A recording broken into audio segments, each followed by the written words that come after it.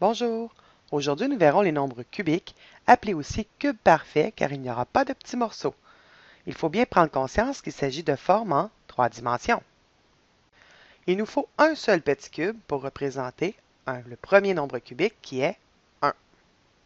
On peut calculer le volume de ce cube en faisant la formule côté fois côté fois côté, 1 fois 1 fois 1 petit cube unité. Combien nous faudra-t-il de petits cubes pour faire le prochain cube? Si on a 2 cubes, nous n'avons pas encore un cube. Avec 3, ce n'est pas un cube. Avec 4, ce n'est pas un cube. Il faut faire très attention ici de ne pas penser que c'est un cube. Un cube, les 4 arêtes doivent être équivalentes. Ici, j'ai 2 par 1. Donc, ce n'est pas encore un cube. 5 n'est pas un nombre cubique. 6 non plus. 7 non plus. Et avec le 8e, voilà. Là, nous avons complété un cube. Pour calculer son volume, 2 fois 2 fois 2, ça nous donne bien 8 petits cubes unités. Le prochain nombre cubique devra avoir 3 de côté. Donc, nous pourrons faire 3 rangées de 3, ce qui nous donnera 9 cubes pour la première tranche, et nous ferons 3 tranches en hauteur.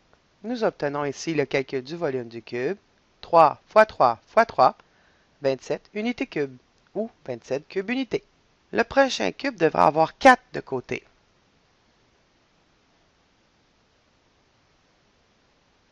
Donc, 4 rangées de 4.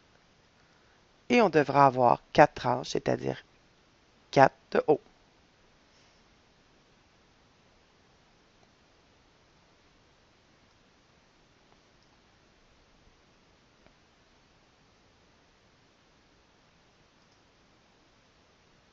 Le volume de ce cube, eh bien 4 fois 4 fois 4, donc 64 cubes unités. Le suivant, 5 par 5 pour la première tranche, et nous aurons besoin de 5 tranches de hauteur.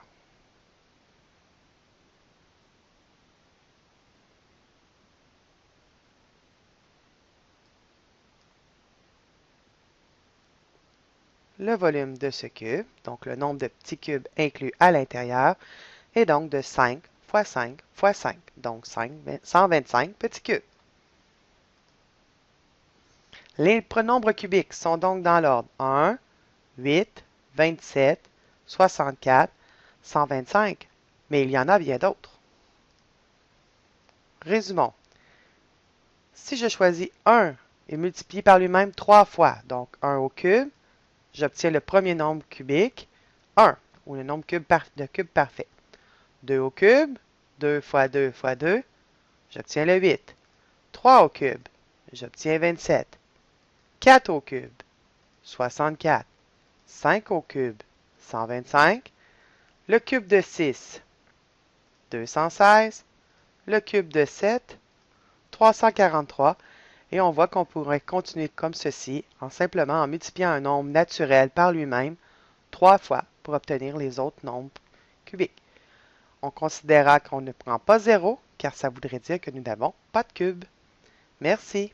Au revoir.